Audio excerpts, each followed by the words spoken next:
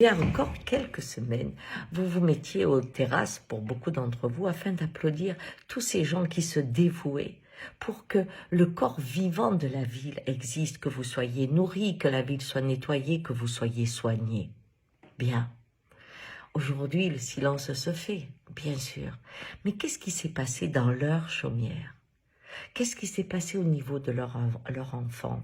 En effet, quand ils sont partis, quand ils se sont dévoués à la communauté, ils ont laissé chez eux des enfants qui ont eu le sentiment de ne pas être choisis. Maman, papa est allé sauver le monde et moi je ne compte pas. Ils peuvent mourir et moi je ne compte pas.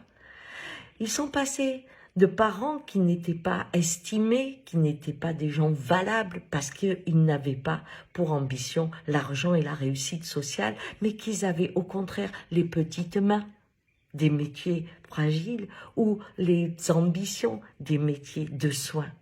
Et cela était extrêmement méprisé. Et il voyait qu'après le mépris de la situation, il y avait des êtres qui devenaient des héros en sortant. Bien sûr qu'une part d'eux était fière et heureuse, mais une part d'eux se posait la question, et moi?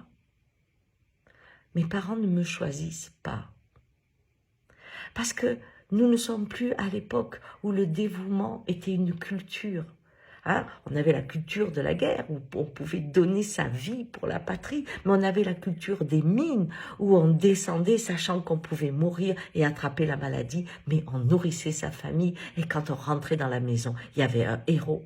Mais il y avait la culture aussi des paysans qui savaient que l'hiver pouvait être dur. On se dévouait à la terre, on se dévouait aux autres. Le mot dévouement était un honneur. Mais ils n'ont pas été éduqués là-dedans. Et pour eux, ils n'ont pas été choisis.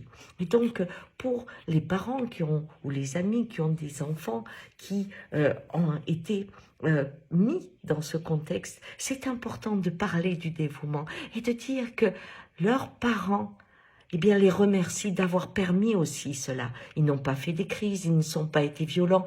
Eh bien, eux aussi ont eu le courage de laisser leurs parents partir pour que le plus grand nombre s'en sorte.